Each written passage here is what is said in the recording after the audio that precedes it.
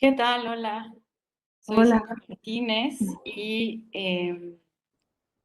estoy muy contenta porque la artista Celia González, artista cubana, antropóloga y miembro del 27N, está aquí y me va a dar el placer de tener una conversación con ella para entender un poco cuál es la situación de Cuba, ¿no? A raíz de las protestas recientes, de los hechos recientes, eh, hay una situación que es muy difícil de comprender para las personas que estamos acá, ¿no? Entonces un poco le pregunté si ella estaba interesada en compartirnos un poco primero de su historia personal, porque ella es muy cercana a las recientes protestas y en algún segundo momento estaremos hablando ya de manera más sucinta de la situación de Cuba, ¿no? Entonces, bueno, pues muchas gracias, Celia. Y nos podrías hablar un poquito de ti, de cuál es tu situación, a qué te dedicas, cuál es tu relación con la izquierda revolucionaria cubana y cómo te posicionas ahí. hola Cintia, pues un gusto estar aquí contigo y muchas gracias por invitarme a tener esta charla que siempre son muy bienvenidas y necesarias, ¿no? En estos tiempos en los que además se sabe poco, se explica poco lo que está pasando en Cuba, más allá del ámbito entre nosotros, ¿no? Entre cubanos. Pues mira, yo me formé como artista visual y toda mi carrera la he hecho así, como artista. Estoy en México haciendo un doctorado en antropología social y precisamente trabajando sobre arte contemporáneo y antropología en Cuba y Nicaragua, trabajando sobre estos espacios como revoluciones míticas, ¿no? Estas dos revoluciones míticas y las consecuencias dentro de las escenas del arte. Y ya no le llamaría revolución de izquierda a lo que está pasando en Cuba, es decir, no pudiéramos partir de ahí en este momento, pero mi historia familiar, mi historia política de comienzo de mi adolescencia, sí fue de mucha ingenuidad y de creer, ¿no? De creer en un sistema político que además fue inculcado desde que era niña por mi padre, que fue además del movimiento 26 de julio. Mi padre es una persona bastante mayor y fue uno de los que creó la revolución desde antes, ¿no? Desde los años 50. Entonces yo crecí en ese ambiente, ¿no? Un ambiente de relación completamente de entrega con el proyecto revolucionario y con el proyecto político del Estado. Fui miembro de la Unión de Jóvenes Comunistas y fui secretaria de la Unión de Jóvenes Comunistas hasta los 16 años, desde los 14 hasta los 16 años. Hice crecimientos de miembros, además, entregué carnés de la Unión de Jóvenes Comunistas. Y poco a poco fui comprendiendo, ¿no? Es decir, las complejidades de lo que estaba sucediendo en el país, que de adolescente me costaba más, pero luego la experiencia de vida te va llevando, ¿no? A hacerte preguntas, a hacerte interrogantes. Yo creo que también estudiar arte da muchas herramientas críticas para pensarse a uno mismo en su contexto social y político. Y precisamente pues mi visión como una activista joven, muy desconocedora del mundo y de todo, me hizo preguntarme cuál era la relación entre el arte y el espacio social y la política, ¿no? Y empezar a tenerlo como herramienta.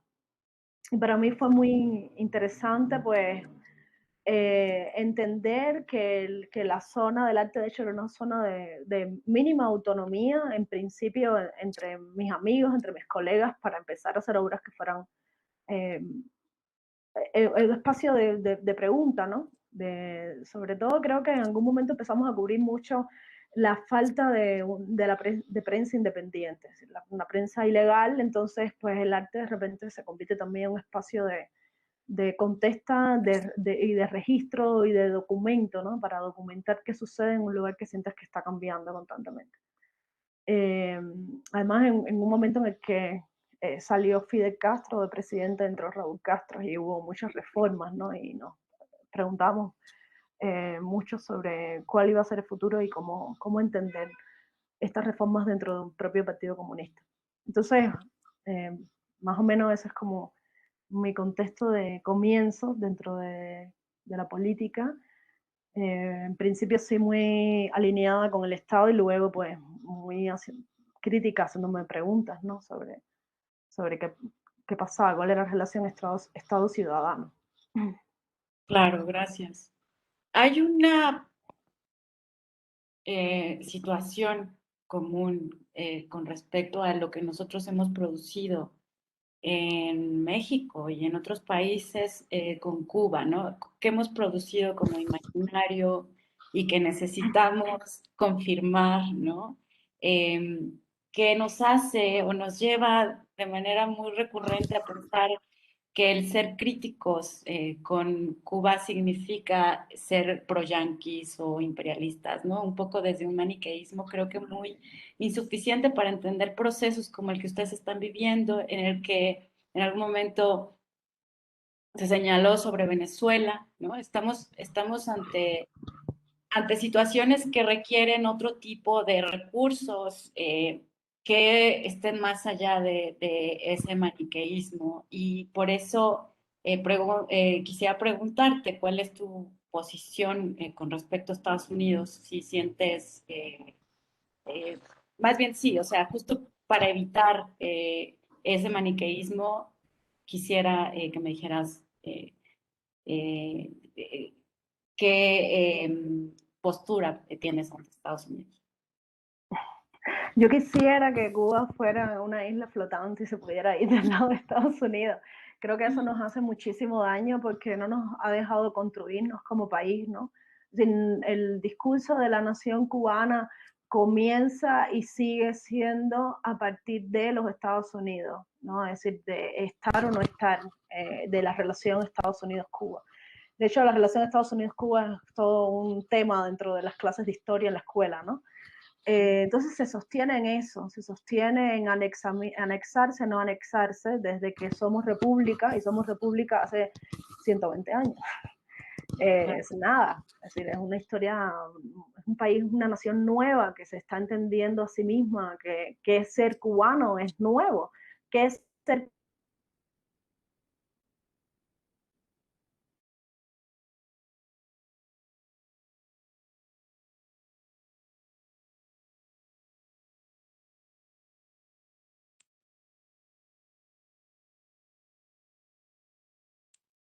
es decir, ni una invasión norteamericana ni una relación de territorio anexado como la que tiene Puerto Rico sería una solución para Cuba. Es decir, eso no tiene ningún sentido. No solo no tiene ningún sentido, sino que además sería ponerte en una posición de autoagresión con un país que sería totalmente dependiente. No estaríamos construyendo nada propio, ¿no?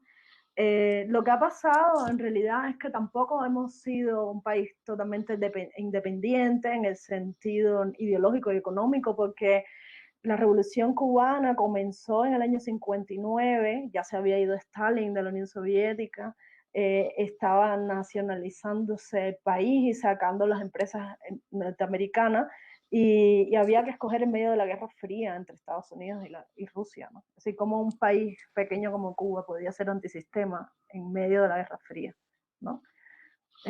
O hacías un pacto con los Estados Unidos o hacías un pacto con la Unión Soviética. En principio se supone, lo único que yo estoy segura que tenían en común todos los revolucionarios y los guerrilleros en Cuba era que no querían la dictadura que había en Cuba. Pero qué se quería y cuál era el proyecto de país, no se sabía. Además, estamos hablando de una nación que tenía 60 años y que siempre estuvo en dictadura. Entonces, en principio, pues Fidel Castro en el año 61 declaró el carácter socialista de la revolución, pero eso no era el plan. En discursos anteriores dijo que de hecho no iba a haber socialismo. Entonces, esto yo creo que fue primero ese momento, ¿no? Ese momento histórico en el que tenías que ser parte de uno de los dos bloques. Y segundo, la figura de Fidel es una figura de liderazgo carismática y autoritaria. Entonces, yo creo que yo siento que una de las características de la región caribeña y centroamericana es la necesidad de un caudillo, ¿no? De un líder, de una figura patriarcal que te diga qué hacer ante naciones jóvenes que no se saben a sí mismas, que no tienen una identidad clara de qué hacer, cómo hacer, que no hay un proyecto político. Claro, pues tienes ahí a un líder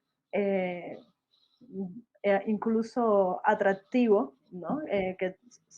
Sensual, porque todos estos hombres que bajaron de la sierra con las barbas, vestidos de verde, con collares de santería incluso, que después los prohibieron y después se quitaron las barbas, ¿no? Pero en principio eran muy cercanos al movimiento hippie, ¿no?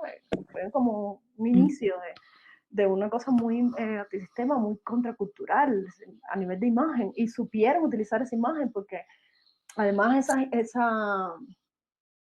esas personas, esos guerrilleros regresaron a la sierra a hacerse fotografías, ¿no? Las fotografías que hay de la revolución, estas que son como a contraluz, que están con las mochilas y todo esto son hechas después del triunfo de la revolución, porque sabían del valor de la imagen. Entonces sí hay como todo unas premisas iniciales que tienen que ver con, por supuesto, liberar de una dictadura interna que por supuesto estaba conectada a unos intereses norteamericanos, eso no cabe duda. Y no cabe duda que un país como Cuba, chiquito, pobre, en ruina, anexado a Estados Unidos sería simplemente hacerte dependiente de un territorio y nunca lograr ningún tipo de soberanía, ¿no? Claro. Eso es evidente. Yo creo que es evidente para mí y para todos mis amigos. Sin embargo, tengo que decir que también hemos aprendido a escuchar al otro, ¿no? Y si hay opiniones diversas al respecto, pues también escucharlas y entenderlas, porque una de las cosas que nos ha hecho, o una de las maneras en las que nos ha hecho actuar el Estado es primero en desconfiar del otro, siempre pensar que la otra persona va a ser un delator y por lo tanto no hablar libremente. Y segundo, en ser muy monoteísta, ¿no? Es decir, solamente puedes pensar y solamente tienes derecho a hablar y pensar de una manera y nunca a respetar la diversidad de opiniones. Entonces, creo que la relación Cuba-Estados Unidos es un conflicto que está ahí.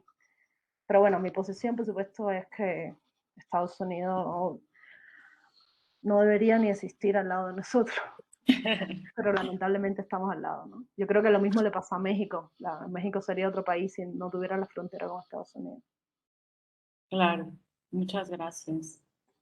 Bueno, y ahora un poco quisiera preguntarte qué ha pasado en los meses recientes, desde noviembre del año pasado hasta este interesante 11 de julio, y cuál ha sido tu participación, ¿no? Porque tú estuviste presa y conoces de fondo la crisis por la que está pasando Cuba. ¿Tú cómo la presentarías, la explicarías, ¿no? A qué obedece, ¿no? ¿Qué está pasando en Cuba?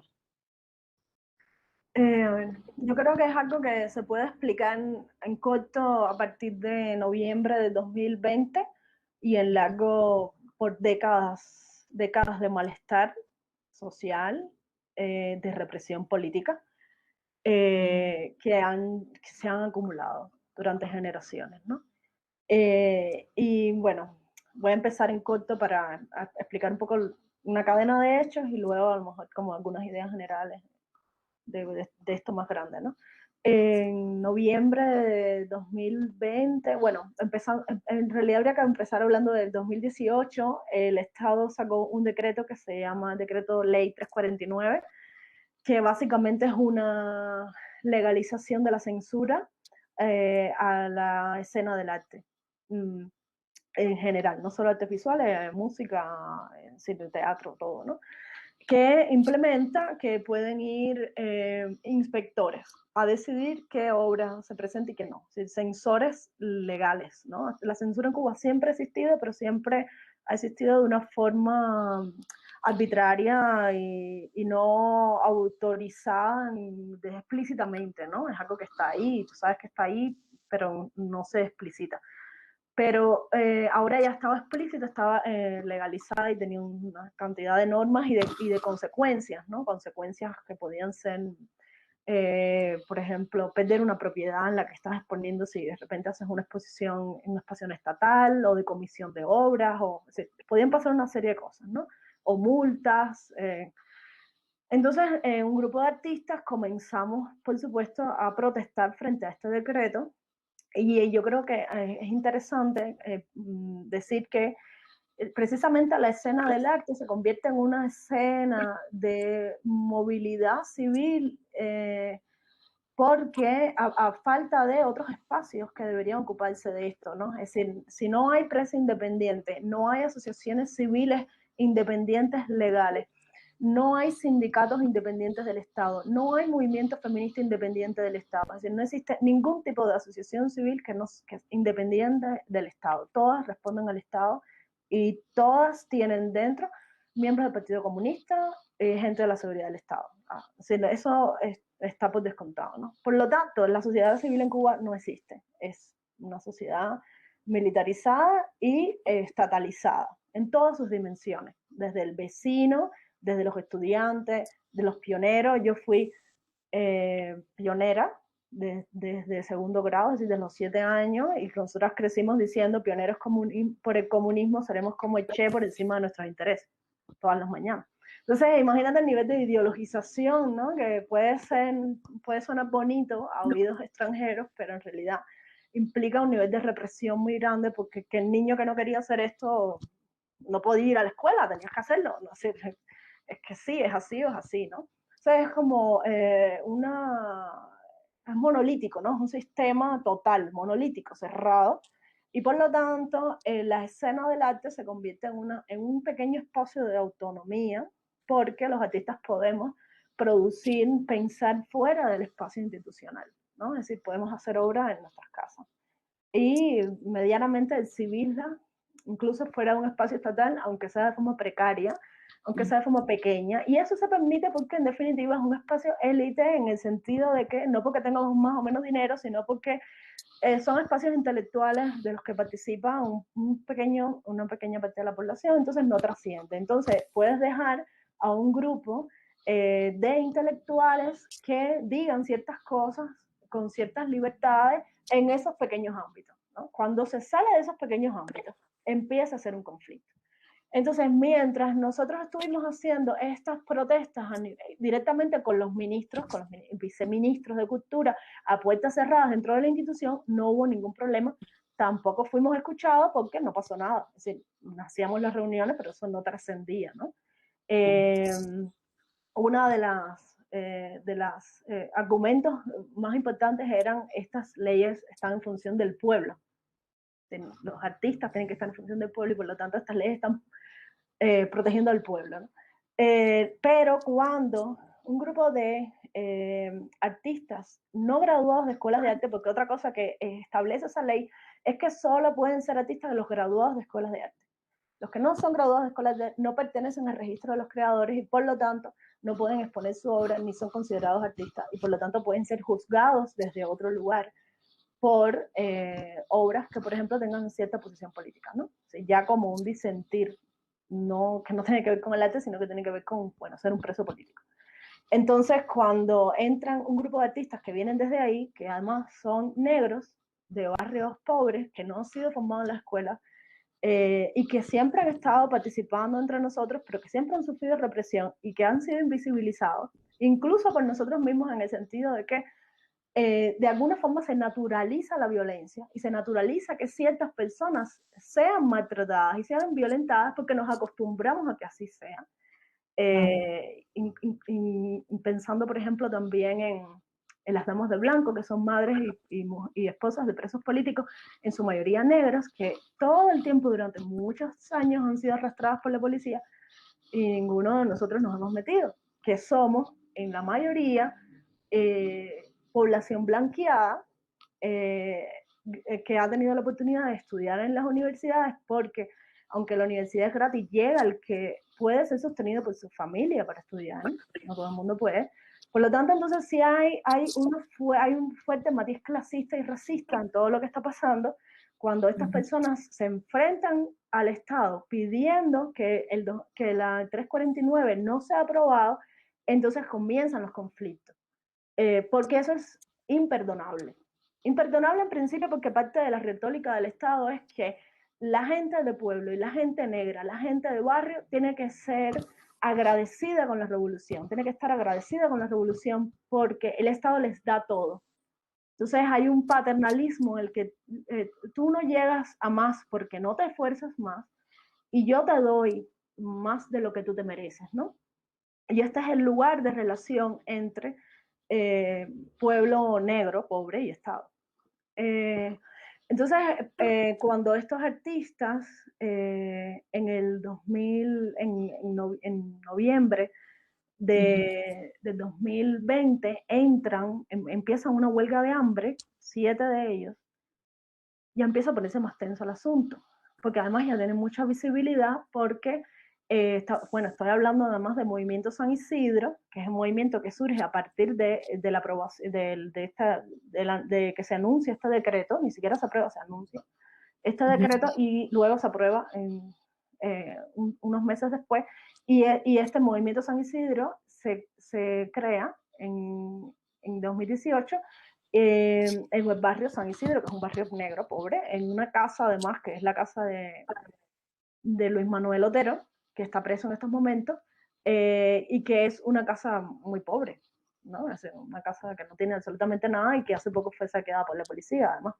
Entonces, estas personas entran, es decir, el Movimiento San Isidro y otro grupo de personas que se anexaron, que se llaman a sí mismos los acuartelados, empiezan a hacer esta huelga porque se llevan de su casa a Denis Solís, que es un rapero negro, pobre, con una historia de vida muy terrible, que ha sufrido la violencia policial, porque además la policía es muy racista, como aquí, y que sencillamente hace rap contestatario, en un rapero que habla directamente como hace rap del Estado, ¿no?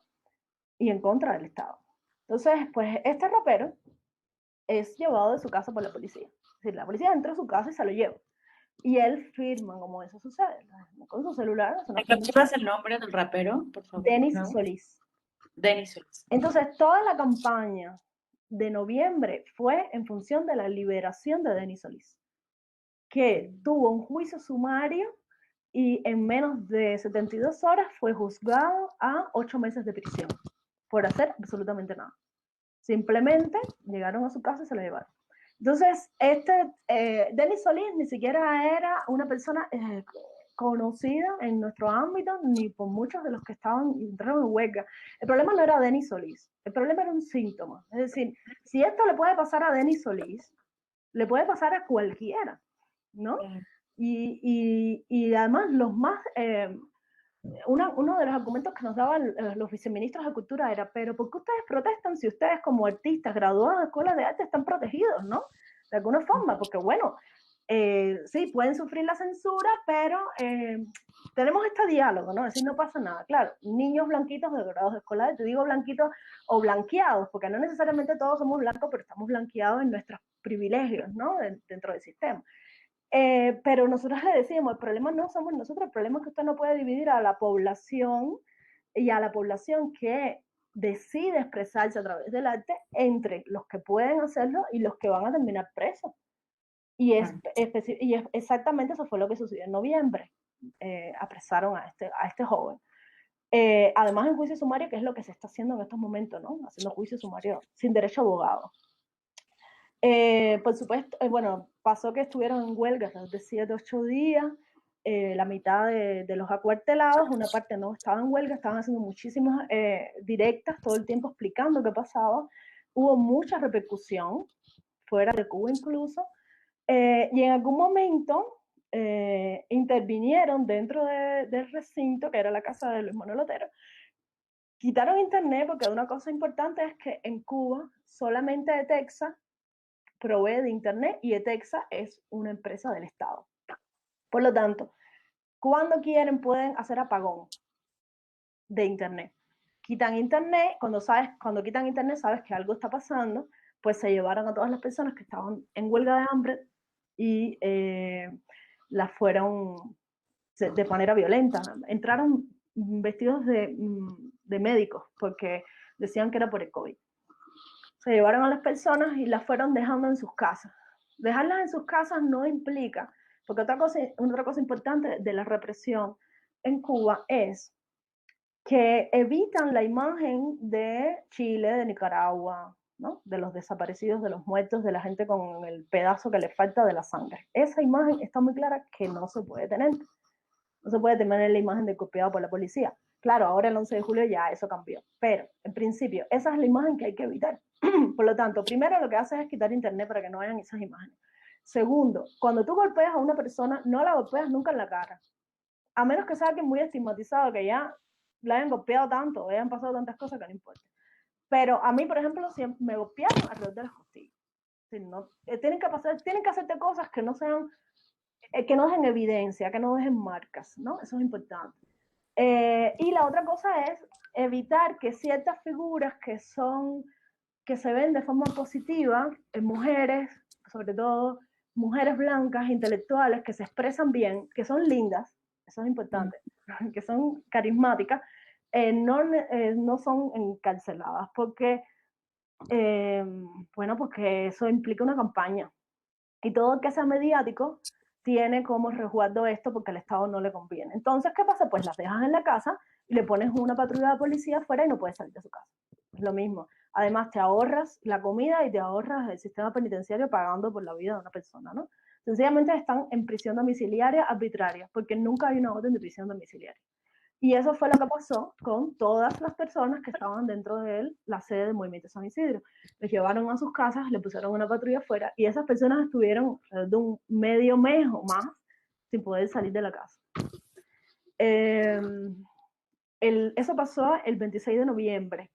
El 27 de noviembre, esto pasa por la noche, el 27 de noviembre, el 27 de noviembre por la mañana, un grupo de artistas, de los artistas legítimos, estos considerados legítimos por el Estado, que ya no eran solamente los artistas visuales, que eran los que estábamos protestando por el decreto, sino también cineastas, actores, escritores, es decir, ya fue una unión de gremios nunca antes vista, porque los gremios siempre tienden a separarse en sus intereses, delante del Ministerio de Cultura. Empezó a las 10 de la mañana a reunirse gente y a las 8 de la noche ya tenían 300 personas reunidas.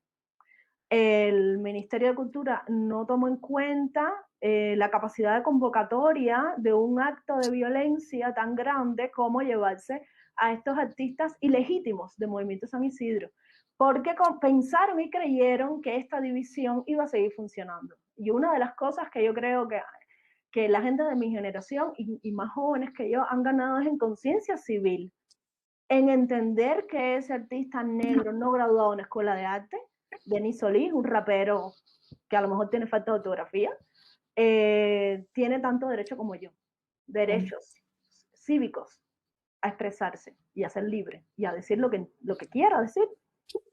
Entonces, a eso movilizó a la gente de una forma que el Estado no se esperó, porque los artistas que hacen películas, que obtienen los recursos del Estado para hacerlo, que exponemos en galerías, no nos habíamos movilizado antes por la gente negra paliada.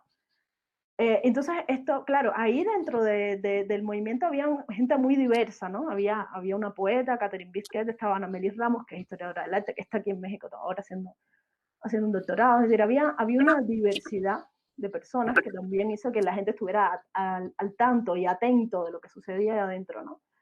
Y también, bueno, el miedo de las huelgas de hambre y que las personas fueran realmente a tener llevarse al extremo el cuerpo. Y bueno, pues en el 27 de noviembre, después de muchas horas de espera, se logró que entraran 30 artistas a dialogar con los funcionarios del Ministerio de Cultura.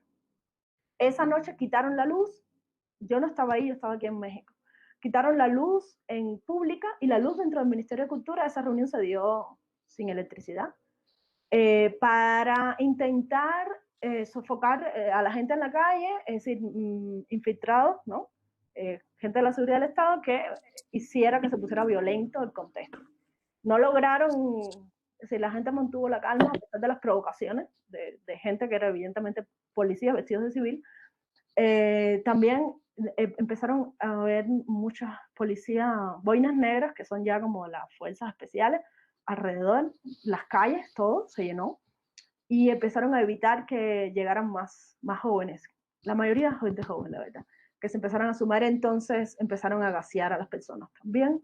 Claro, como no había luz, no se podía ver, se filmaba, pero quedó poca documentación de eso, ¿no? Porque es muy importante que no se vea la violencia. Esa es una estrategia de Estado, la violencia de Estado es muy importante. Entonces, hubo un diálogo hasta las 3 de la mañana dentro del Ministerio de Cultura, que no fue un diálogo, fue un desahogo del malestar.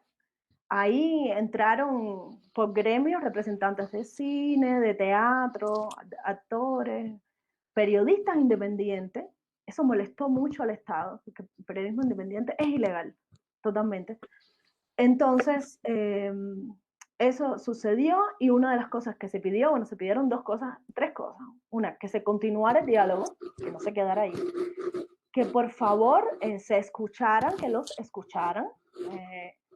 El lema principal de esa reunión, de esa manifestación, fue derechos a tener derechos, ¿no? Es decir, tener derecho a tener derechos.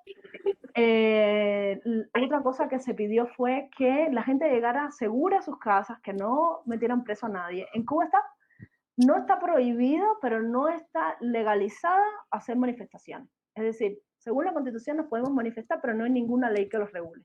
Por lo tanto, no nos podemos manifestar. Entonces, si te manifiestas, te meten preso por desorden público. Así, esa es la razón legal. Entonces, pidieron que llegara la gente a salvo a sus casas, que se volvieran a hacer las reuniones, que se mantuviera un diálogo que realmente fuera efectivo y que se cumplieran con algunas demandas, como la libertad de expresión, por ejemplo, la libre prensa, ¿no? Y ciertas demandas. Y la tercera cosa fue, estaba pensando y ahora se me fue la idea. Estaba la libre prensa, las demandas para el Estado. Ay, no me acuerdo. ¿Qué era la tercera cosa que te iba a decir que pedimos? Ah, ya, que no se difamara de los artistas que se habían convocado ese día, autoconvocado, que se habían manifestado de forma espontánea. Menos de 24 horas hubo una mesa redonda en Cuba, en la televisión nacional, donde se difamó de todas las personas que estuvieron ahí. Y todos los que estábamos ahí yo no estuve, pero luego estuve en otras manifestaciones, y mi nombre también salió en televisión nacional, todos éramos pagados por la CIA, imperialistas. Entonces, toda esta retórica del imperialismo es muy útil, porque sencillamente si tú te enfrentas al Estado ante la violencia de Estado, ante el clasismo, ante el racismo, ante la falta de libertad de expresión, eres imperialista. Tú tienes que dejar que el Estado haga lo que quiera. Y no estamos hablando aquí de comunismo, aunque el Partido Comunista es un partido único, eso es un problema porque no hay una fuerza política de un disentir legal, pero no estamos hablando aquí de buenos comunistas, estamos hablando de que hay que ser buen seguidor del partido. Es decir, una buena diferencia entre un marxismo y el leninismo, ¿no? Es decir, es a lo estalinista, a lo leninista, es decir, tú tienes que ser buen seguidor del partido. Tienes que ser fiel al partido, y eso implica hacer, con ojos cerrados, lo que ese partido quiere, y ese partido está conformado, en principio, en su cabeza, en su estructura piramidal, por un grupo de militares, sencillamente. Es decir, los militares y las Fuerzas Armadas son los dueños de todas las empresas y todas las formas de producción en Cuba. Todo, absolutamente todo, de las cascadas, de los terrenos, de los que te puedes ir, de los hoteles, de las tiendas donde compramos productos básicos. Todo es de las Fuerzas Armadas. Todo ese dinero va a las Fuerzas Armadas. Entonces, es una centralización política y económica y jurídica tremenda. Y cuando estamos defendiendo a la revolución, estamos defendiendo en realidad a un grupo de militares que son dueños de la economía y centralizan la política en Cuba. Es decir, es un eufemismo llamarle revolución a un Estado autoritario, totalitario, que es capaz de, en nombre de esa revolución, de ese pueblo y de ese partido, agredir a sus ciudadanos. Es decir, ¿cómo es posible que digan que es culpa del bloqueo? La violencia de Estado. ¿Cómo? ¿En qué momento el bloqueo le da un palo a un policía vestido de civil para que golpee a un civil que no tiene armas y que se está manifestando pacíficamente pidiendo libertad? Es decir, ¿cómo? Además se vuelve esquizofrénica esa relación, ¿no? Se vuelve el deseo, yo creo que es más emotivo que político, incluso, ¿no? Más ideológico que político, de tener a Cuba como dentro de ese imaginario, ¿no? Y mantenerlo ahí. Entonces, pues bueno, una de las cosas tristes que nos pasa es que no tenemos apoyo de las izquierdas siendo de izquierda. Si somos de izquierda, somos intelectuales, es difícil, ¿no? Que, digo yo, que un artista sea de derecha, digo, un artista que estamos produciendo como podemos dentro de un país negro, pobre, no sé, no somos empresarios, no tenemos cuentas de banco, no estamos defendiendo ningún interés económico, estamos defendiendo la libertad de expresión. Es como puramente principios de la izquierda, ¿no? Es decir, libertad de pensamiento, no se quiere otra cosa. Derechos civiles básicos. Entonces, pues eso llevó a que cada 27 de cada mes se hicieran acciones en conmemoración o para no olvidar el 27 de noviembre. El 27 de enero yo estaba en La Habana y la acción era ponerle unas flores a Martí. La policía la policía no impide que tú hagas la acción en el momento en que tú estás ahí. La policía te lleva a tu casa. Es decir, el asunto es que esto es sistemático.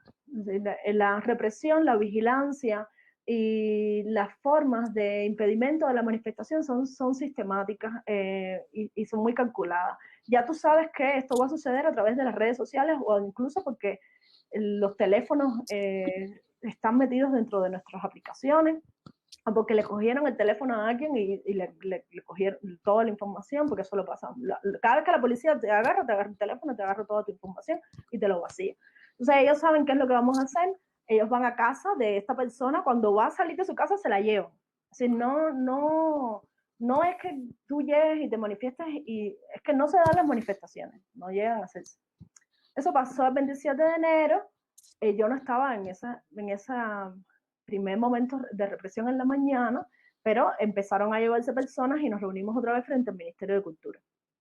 El Ministerio de Cultura estuvimos leyendo una poesía de Martí, de nuevo, que se llama Dos Patrias, que es muy corta, la leíamos recurrentemente, pensamos que así íbamos a evitar que la policía nos llevara, éramos alrededor de 20, incluyendo periodistas independientes. El viceministro nos pidió que entráramos porque ellos lo que sí tienen que impedir es la manifestación pública. Eso es lo que no se puede permitir. No se puede permitir que haya nadie, no haya ninguna imagen de manifestación frente a la revolución o criticando a la revolución. Eso no es permisible. Como no entramos, empezaron a rodearnos las patrullas, empezaron a rodearnos los policías vestidos de civil. Salió el ministro con un grupo de funcionarios y agredió físicamente a un periodista independiente, y a partir de ahí todos nosotros fuimos arrastrados de manera violenta hacia un camión, hacia un bus que entró, lo parquearon y los 20 fuimos arrastrados de manera violenta hacia un bus. Mucha agresión, golpe, sobre todo creo que casi siempre es más agresiva la relación con las mujeres.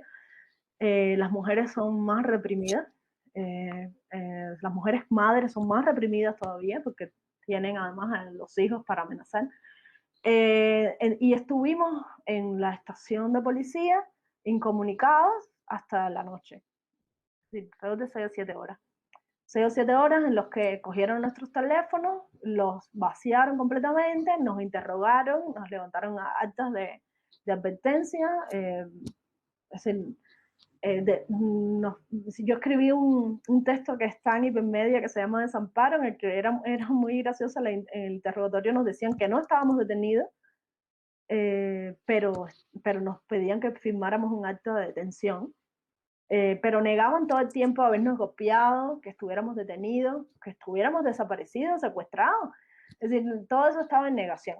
Nosotros estábamos ahí, no sé, estábamos ahí conversando con la policía, ¿no? Pero además no es la policía, es la seguridad del Estado, es el Ministerio del Interior, porque esto es un tema político. Y bueno, pues luego de eso, para no seguir haciendo la historia demasiado larga, siguieron pasando eventos. Otro de los eventos que pasó fue que en abril se llevaron las obras de Luis Manuel, del Movimiento que es donde estaba la sede del Movimiento San Isidro, se llevaron a Luis Manuel preso, se llevaron todas sus obras, que la gente de San Isidro salió a la calle, que Michael Osorbo, que es un rapero que también está preso en estos momentos, moviliza a la gente, porque además es un hombre negro, pobre, que ha estado preso muchas veces en su vida y que sabe perfectamente, es muy carismático, cómo movilizar a la gente negra de barrio. Y salió la gente a la calle en San Isidro en ese momento a gritar uno de los hashtags del 11 de julio, que es Díaz Canel Cingado, ¿no? Que es como... Sí, yo no entiendo qué significa. De hecho, Cingado no sé, cingar es coger. Entonces es una forma muy coloquial de ofender. Es decir, es una gran ofensa en Cuba, ¿no? No sé cuál será el equivalente en México, pero tiene algo que ver con verga, con chingar, ¿no? Es decir, es como que le digas a un presidente algo así como come verga, no sé, se me ocurrió.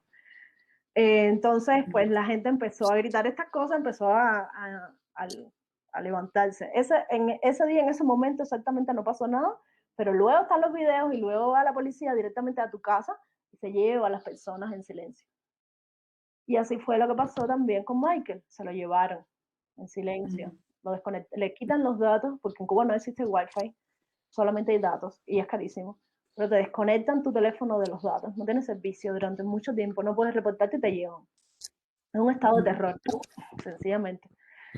Eso pasó en abril y como consecuencia de todas estas manifestaciones pequeñas que quisieron ser controladas, pero la gente se exacerbó, pues el 11 de julio en San Antonio de los Baños, que es un pueblo cercano a La Habana, donde está la famosa escuela de cines de San Antonio de los Baños, las personas se levantaron en San Antonio de los Baños. ¿Cuál es la razón? Pues la gente por primera vez desde 2019 tiene datos. En Cuba no había internet hasta el 2015. El internet en 2015 era vía Wi-Fi, pero solo en parques y no era gratuito. Por lo tanto, aquí hay algo muy importante, es que la gente tiene que tener dinero para pagar internet. Ahora que yo estuve, no me entraba 4G porque es también como todo un rollo de configuraciones allí. Y yo estuve pagando para que estaba recibiendo clases por Zoom, 500 pesos semanales. Es decir, 2.000 pesos para tener datos que te funcione. Y yo no estaba abriendo videos de YouTube, no estaba viendo películas, no, estaba simplemente recibiendo clases y viendo mi WhatsApp. Y se pueden imaginar cuán caro es que las personas tengan. Si las personas ya aprendieron cómo se usan las redes, cómo es político usar las redes, cómo es que tú te puedes expresar de manera libre en las redes, y cómo es que de repente, si hay un movimiento, una movilización, una manifestación en San Antonio, pues eso se replica en Oriente, que es el otro lado de la isla.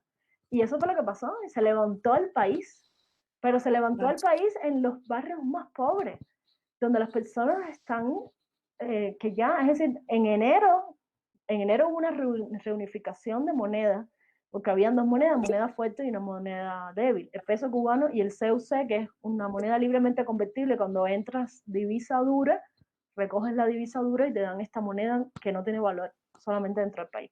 Eso se reunificó.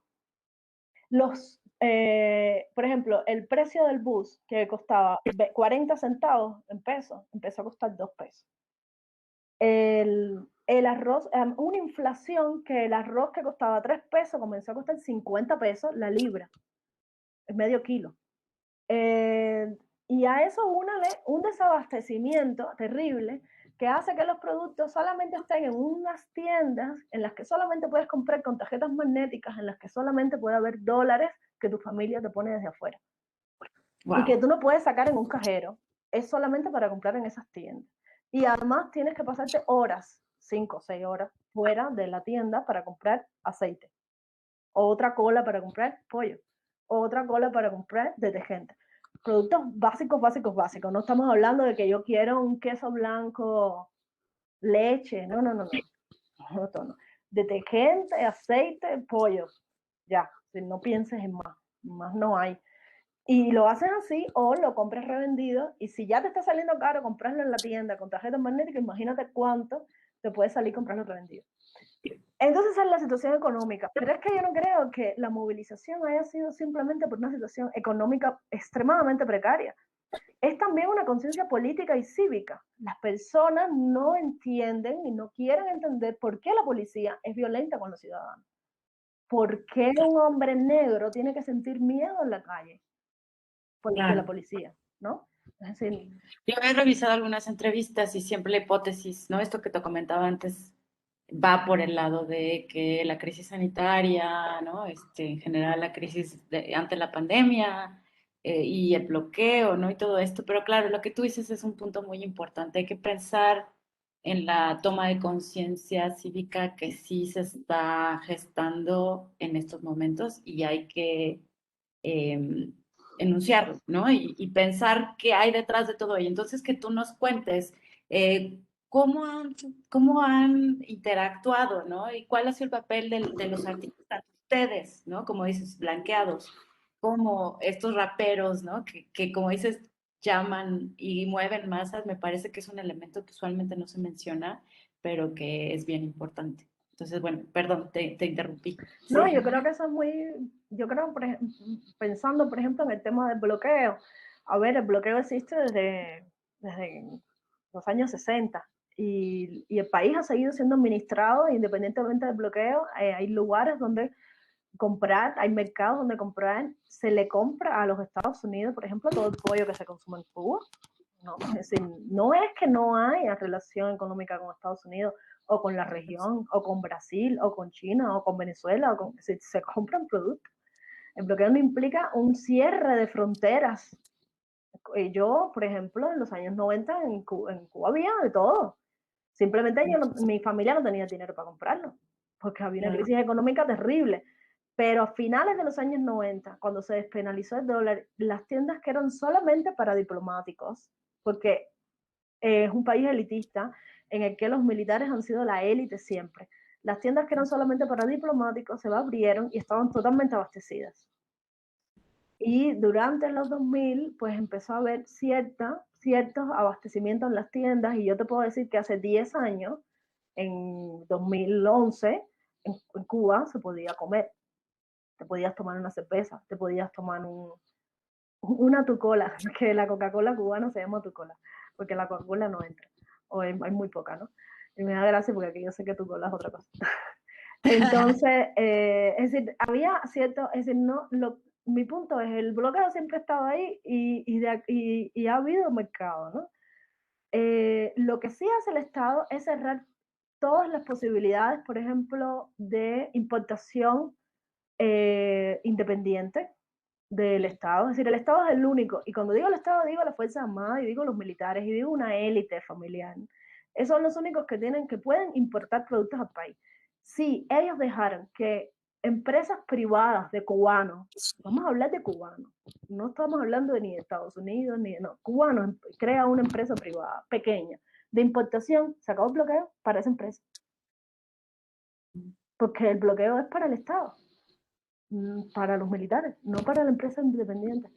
Si dejaran que hubieran empresas de todo lo que se necesita en un país que sea privado, porque no puede ser todo estatal. Estamos hablando de que el lugar que te vende un café es estatal, el lugar que hace el pan es estatal, el lugar que te arregla un zapato roto es del Estado. Es decir, absolutamente todo es del Estado. No puede funcionar la economía de esa manera. Y si existieran empresas privadas cubanas interna propia, el Ujú. bloqueo se desactiva para esas empresas privadas. Entonces, el asunto en principio es, si hemos tenido un país mucho más abastecido que en este momento, por lo tanto es un problema de administración, de un país endeudado, de un país que no produce nada, no produce ya ni azúcar, que tenemos turismo, pero es un turismo muy precario, porque si el hotel es del Estado y tú le pagas a la persona que limpia, que cocina, $30 al mes, esa persona no está motivada en hacerlo bien, ¿no? Es decir, $30 son 600 pesos, 700, 800 pesos. Vamos a decir que 1000, no está motivada a hacerlo bien. Entonces, no funciona, ¿no? Ninguna industria funciona cuando está en manos del Estado desde estas lógicas. En fin, que es una economía colapsada. Entonces, cuando intentan justificar el Estado, que lo que está haciendo es centralizando la economía, imagínate, la centralización de la economía y la centralización del poder político en una misma familia es demasiado poder. Y todo el tiempo se está justificando con el bloqueo para Claro, justificar una mala administración, en realidad. claro. Sí, es un buen punto el que mencionas y creo que bien importante que dejemos de anquilosar las opiniones o los debates sobre Cuba, porque usualmente acá se pone en el centro el tema del bloqueo, ¿no? Entonces es muy importante que tú lo desplaces y hables de estas élites internas que son independientes. Me acordé de el texto de Hilda Landro que se publicó en Revista Común sobre el tema, porque, y aquí copié algunas citas que creo que hacen mucho eco con lo que tú dices. Hilda escribe, y así, aunque el bloqueo debe ser eliminado por principio, no debería utilizarse como razón explicativa de las continuas penurias del pueblo cubano, ¿no? Creo que en eso ustedes están muy de acuerdo. Y por otra parte, ella también menciona algo que a mí me movió mucho cuando la leí, porque dice, bueno, habla un poco de cómo es que hemos creado esta fantasía, ¿no? En la izquierda latinoamericana, en donde necesitamos colocar todos nuestros sueños de revolución en una imagen bastante distorsionada de Cuba, ¿no? Ella dice, bueno, esa excepcionalidad que ustedes necesitan, ¿no? La excepcionalidad cubana supone que los cubanos debemos soportar cosas que ninguno de los que defienden el régimen cubano soportaría en su país, ¿no? Entonces, bueno, un poco creo que va por ahí la cosa. Este, bueno, y un poco, ¿qué está pasando después de las movilizaciones de julio? ¿Cómo ves ahorita el panorama? ¿Se tranquilizó? ¿La cosa sigue creciendo? Mira, se tranquilizó a base de terror. Ya, Es decir, las movilizaciones en Cuba son históricas. El 11 de julio ya va a ser parte de la historia de Cuba. Nunca la gente se había atrevido a salir a la calle de forma masiva por miedo. Eh, porque te pueden meter preso como están metiendo preso a la gente, ¿no? Y nadie quiere estar preso. Porque además implica la muerte civil. Si tú eres contrarrevolucionario, es decir, si te enfrentas al Estado, no puedes ir a la universidad a estudiar, no puedes trabajar, no, tus vecinos no te van a hablar, no te van a dar nunca. Las CDR, que son los comités de defensa de la revolución, tienen que dar un aval a las personas de su barrio para que puedan conseguir trabajo. Y los trabajos son del Estado, porque todo es del Estado. Tú vas a trabajar como economista, tu barrio tiene que darte un aval, que es un aval ideológico, político, de tu comportamiento político, para que tú tengas un trabajo como economista en un centro de trabajo estatal, donde además hay un sindicato de trabajadores que en realidad está llevando, también vigilando al trabajador. Esto es un sistema de vigilancia total, en el que tu padre te puede denunciar, ¿no? Es decir, estamos hablando de un sistema de vigilancia que llega a los afectos, que llega a la familia, que llega a que eres un contrarrevolucionario y por lo tanto eres denunciable incluso si eres mi hijo, ¿no? Entonces la gente ha vivido en ese miedo. Y ahora salieron a la calle la policía a golpear, a golpear. Y luego de que salieron a golpear, empezaron por los videos a ir a las casas de las personas a secuestrar personas. Y eso es lo que están haciendo en estos momentos. Están secuestrando personas dentro de sus casas. Nadie lo está viendo. no le importa ni a la derecha, ni a la izquierda, ni a nadie. Sencillamente no importa. Y esas personas, incluso son personas de 18, 20 años, gente muy joven, que estuvo o no estuvo en la manifestación, porque pudo haber sido denunciado por un vecino, como que estuvo. Están los padres, las madres, los hermanos, los amigos yendo todos los días a las cárceles. Se han denunciado alrededor de 700 personas en prisión debido a de las que se manifestaron, 700 personas que son presos políticos. Se están haciendo juicios sumarios en grupos entre 11 y 12 personas sin derecho a abogados, sin derecho a hablar con su familia, sin derecho a una llamada. Simplemente el día de juicio está ahí tu mamá, tu papá, tu primo, llevas 11 meses, te condenan a 11 meses de prisión, los ves 3 minutos, un abrazo y se acabó, eso es todo. Y estás 11 meses preso por haber salido a la calle a manifestar. Eso es lo que está sucediendo en estos momentos. Qué grave, muchas gracias por compartir todo esto con nosotros para también abonar a que nuestra comprensión de su realidad pueda ser un poco más justa. Yo revisé, bueno, ahora que mencionas, ¿no? Esta revista Hipermedia, hay que mencionar para la gente que quiera tener recursos y que quiera leer mucho de lo que la intelectualidad cubana está y crítica está escribiendo al respecto. Bueno, en Hipermedia se han publicado varias cosas y estuve revisando a Reinaldo Lastre en un texto que se llama El pueblo cubano, un antes y un después, y me llamaba mucho la atención porque él hacía un contraste entre la manera en la que Fidel Castro en 1953 habla del pueblo, ¿no? Y aquí tengo la cita, la quiero leer nada más brevemente. Dice, entendemos por pueblo cuando hablamos de lucha, la gran masa irredenta, la que ansía grandes y sabias transformaciones de todos los órdenes y está dispuesta a lograrlo cuando cree en algo y en alguien, sobre todo cuando crea suficientemente en sí misma. Y él habla, bueno, Reinaldo habla el contraste entre lo que él reconoce que empieza a cambiar en los años 50, ¿no? A lo largo de los años 50, y cómo es que hay una asociación que hay que un poco problematizar entre pueblo y poder, ¿no? Cómo es que el poder se apropia de esta categoría y se vuelve la voz del pueblo, y en ese sentido se vuelve esa voz que después excluye todo aquello que no esté en sintonía con lo que ese poder dice, ¿no? Entonces, para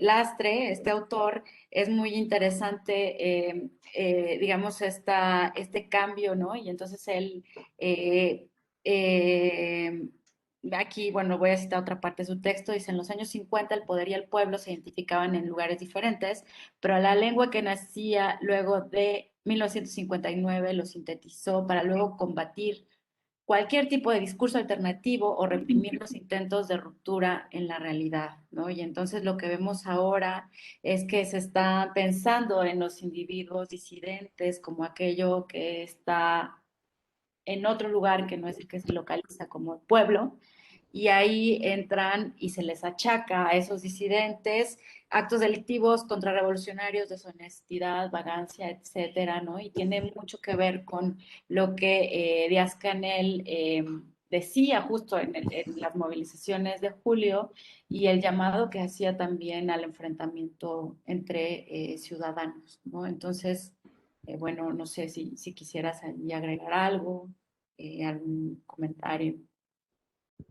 Es que además en Cuba hay una ley que se llama la ley del vago, que Mm. puedes ser, pues, ser legalmente condenado, apresado, o puede tener consecuencias si no estudias o trabajas.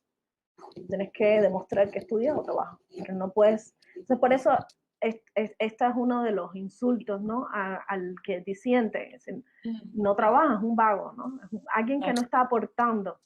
Pero claro, trabajar implica trabajar para el Estado. Y si tú eres para trabajar para el Estado, además con un salario muy bajo, ¿no? Entonces, ser parte del pueblo es ser parte, el pueblo, la revolución, el partido, son eufemismos para sustituir al Estado. Es decir, cuando en una oración el discurso y la retórica oficial usa la palabra pueblo, puedes sustituirla por la palabra Estado. Lo que se está defendiendo es la perpetuidad del Partido Comunista en el poder. Y eso es el pueblo. Y Claro. esto además es reconocido a nivel incluso como análisis teórico, ahora que estaba leyendo a Todorov, para entender el totalitarismo, ¿no? Claro, estábamos hablando nosotros antes, ¿no? Que la forma de entender el totalitarismo, las herramientas teóricas que tenemos vienen de campo socialista, la URSS, o análisis sobre el fascismo, ¿no? Son los dos totalitarismos que se han analizado, que además como fenómenos del siglo XX. Cuando los llevas al Caribe, o a Centroamérica, ¿qué pasa? ¿No? Eso es una pregunta interesante. Pero incluso en Todorov, pues él exactamente usa la palabra pueblo para identificarla como ese eufemismo que finalmente termina siendo, él dice, es un supraindividuo. Es decir, el totalitarismo ideal, como dice Todorov, ¿no? Lo que está haciendo es yendo en contra del individualismo y del nihilismo que ocasionan las relaciones capitalistas. Las relaciones sociales capitalistas hacen que tú seas individualista, nihilista, existencialista. Y lo que te está dando el comunismo es un sentido de vida de colectivización, en el que todos vamos a construir un futuro que vendrá como un mesías, ¿no? Como un futuro que está lejos siempre, pero que construyes el futuro te va a dar un sentido a tu vida a partir de esa construcción de futuro. Pero eso siempre en colectivo. Y lo que sí tienes que evitar es pensar de forma individual y tener un agenciamiento propio o un pensamiento diferente, no solo al pensamiento comunista, sino al partido y al Estado. Entonces, un buen comunista no es recomendable, porque un buen comunista también puede ser una persona que tiene motivaciones espontáneas propias. Y aquí no se trata de ser espontáneo propio y de actuar por ti mismo, incluso si es en función de la idea del comunismo. Se trata de responder al Estado, al pueblo, a la revolución, al partido. Entonces, estos son los supraindividuos. Es decir, todos somos una cosa y esa única cosa es ese pueblo, ese partido, como una única masa homogénea que responde a un único proyecto estatal y que se tiene que comportar de una única manera, unida. Y es así como funciona en Cuba la retórica de pueblo, exactamente como lo describe Todorov, ¿no? Es decir, si te manifiestas por tus derechos, por libertad, que era lo que gritaba la gente que salía a la calle en Cuba, no eres parte del pueblo. Eres una zona que hay que extirpar. Eres un mal, eres una cosa anómala, que no tiene que existir, no tiene que estar ahí. Por lo tanto, podemos prescindir de eso. Una forma es que se vayan del país. En el 94, por ejemplo, Fidel abrió las fronteras terrestres, marítimas, para que las personas se tiraran en balsas, ¿no? Miles de personas se tiraron, miles de gente fueron comidas por los tiburones, no sabemos cuántas personas desaparecieron, pero eso fue una forma de deshacerse de la lacra social. ¿No quieres estar en Cuba en medio de una crisis espectacular? Yo crecí en esa crisis, no había absolutamente nada, ni comida, ni electricidad, ni gas, ni agua, ni nada. Una cosa, parecía que estabas en una guerra. Pues la lacra social, porque es la gente que está enfrentándose al Estado, reclamándole al Estado, pues se tiene que tirar en mar, sencillamente. Es la solución. Es decir, es decir, es administrar una administración política prepotente que es incapaz de dialogar, ni de ceder, ni de escuchar a la ciudadanía. Y nunca más eres ciudadano. Las palabras asociación civil, sociedad civil y democracia están recientemente incorporadas dentro de la retórica de Estado. En Cuba no habían ciudadanos y todavía no se hablan de ciudadanos, se habla de pueblo, de masa, de el pueblo, no de la ciudadanía diversa, no de la sociedad civil en su diversidad, no de los gays, no de las feministas, de las personas que tengan, por ejemplo, una asociación respecto a la raza, que es un tema en Cuba tan importante, ¿no? Eso no existe, porque el pueblo es uno. Por lo tanto, si tú eres feminista, tú estás dentro de la Federación de Mujeres Cubanas, que es del Estado y está creada para eso. Y no puede existir un feminismo fuera de eso, porque el pueblo es uno. Si tú eres homosexual o LGTBI, tú tienes que estar dentro de el Centro de Educación Sexual que creó Mariela Castro, que es hija de Raúl Castro. Y solamente ahí, y si no estás ahí, pues eres reprimido, como en el 2019 la primera marcha por el orgullo gay que se hizo no estatal fue reprimida por la policía.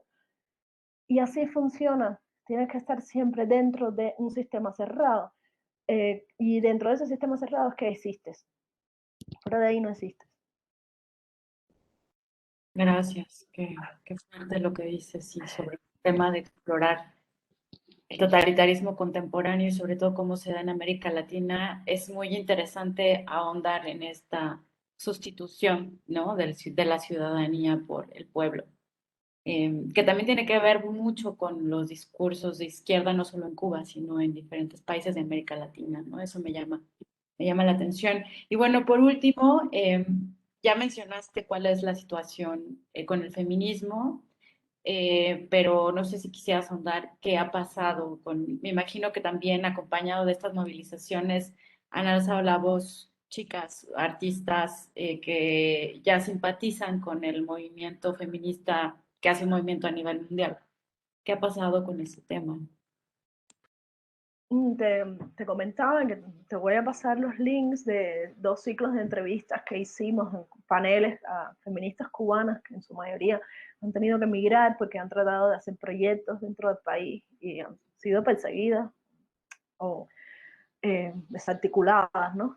Eh, el feminismo, pues en Cuba es complicado porque hay una sección de feminismo estatal que está ahí para deslegitimar. Y está además, en septiembre del año pasado salió una nota en el periódico Gramma, que es el periódico del Partido Comunista, de varios movimientos y colectivas latinoamericanos apoyando al Estado cubano y deslegitimando cualquier feminismo no estatal como un feminismo pagado por el imperio, blanco, burgués, siguiendo esa retórica binaria, ¿no? Que además es muy positivista. Entonces, pues muchas mujeres ahora estamos siendo protagónicas de todo lo que está pasando. Hay muchas imágenes de violencia física, de amenazas porque son madres, de amenazas sexuales incluso. Es decir, las mujeres han sido de las más protagónicas y de las que más han sufrido la violencia de Estado en estos momentos.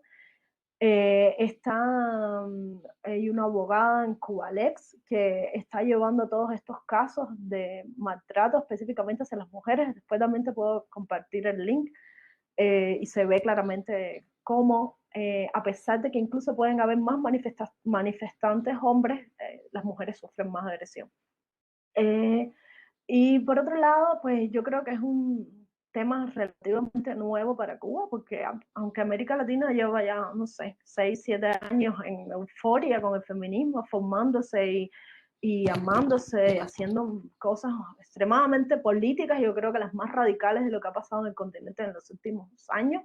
En Cuba eso no ha sucedido porque es imposible y porque además el discurso del Estado es que no hace falta porque las mujeres tienen todos los derechos. O sea, no es necesario. Porque, por ejemplo, en Cuba hay derecho al aborto, ¿no? En los años 60. Pero hay una precarización de la vida económica de las mujeres terrible y no hay un reconocimiento del feminicidio, hay un nivel de violencia palpable en la calle, ¿no? Contra las mujeres impresionante. Es decir, hay que hacer un trabajo de pensamiento, de entendimiento de los cuerpos y de nosotras dentro del espacio público, social, muy grande, ¿no? Como en todas partes, ¿cómo es posible que exista un país donde no haya falta de feminismo? Es decir, que eso no tiene sentido, ¿no? En principio es imposible. Entonces, pues esa es la situación en estos momentos, mucha agresión contra las mujeres y el feminismo ilegalizado. Existe el Yo sí te creo Cuba, ilegalizado también. Muchas mujeres se articulan de manera independiente fuera y dentro del país por ejemplo, están pidiendo crear refugios para mujeres que reciben maltrato doméstico esas cosas no se están implementando, no se están escuchando, ¿no? Se pidió una modificación, hacer una ley de género, dijeron que hasta el 2028, cuando se vuelvan a hacer modificaciones legales, constitucionales y no sé cuánto. Entonces eso así, es decir, las modificaciones constitucionales del 2019 se estuvo discutiendo el matrimonio igualitario, que fue para mí una cortina de humo, para no hablar de cosas fundamentales como que el Partido Comunista dijera que ellos estaban por encima de la Constitución a niveles legales. Y no se aprobó el matrimonio igualitario porque la Iglesia no quiso. Y de repente el Estado escucha a la Iglesia. Es una cosa que no... Es decir, a los evangelistas, ¿no? De repente hay un pacto del Estado con los evangelistas. Y por otro lado, las feministas y este pedido de ley de género, pues no se escucha, ¿no? Se invisibiliza totalmente porque además no es una discusión eh, general, habitual en el país, ¿no? Es decir, el feminismo es bastante, es algo de lo que se habla poco, no aparece como una prioridad, porque se ha deslegitimado mucho, ¿no? No, Entonces, ahí hay mucho por hacer. Eso es ¿qué un pasa? tema espectacularmente violento, el tema de las mujeres. Qué interesante lo que dices de que no se reconozca el feminicidio. Hay muchas cosas que me hacen eco lo de los evangélicos, que también han hecho alianzas con la izquierda. Eso pasó en Brasil, está pasando en México. Son constantes que empiezo a ver, ¿no? Ahora que lo mencionas. Pero bueno, y para terminar, ¿quieres cerrar con algún mensaje para la gente que nos escuche?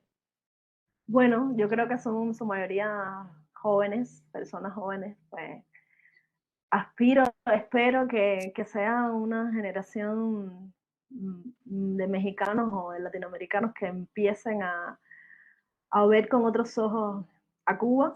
Y cuando digo Cuba me refiero a la gente, a la ciudadanía, no al pueblo, no al Estado, no a la revolución, a la ciudadanía.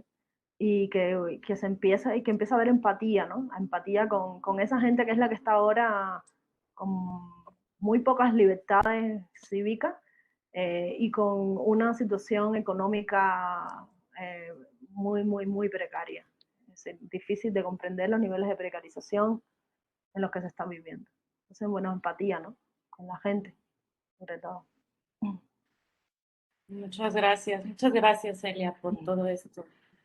Gracias por compartirlo. No, Bueno, gracias a pues ustedes. gracias. Sí, gracias a los que nos vean. Saludos. Bye. Chao.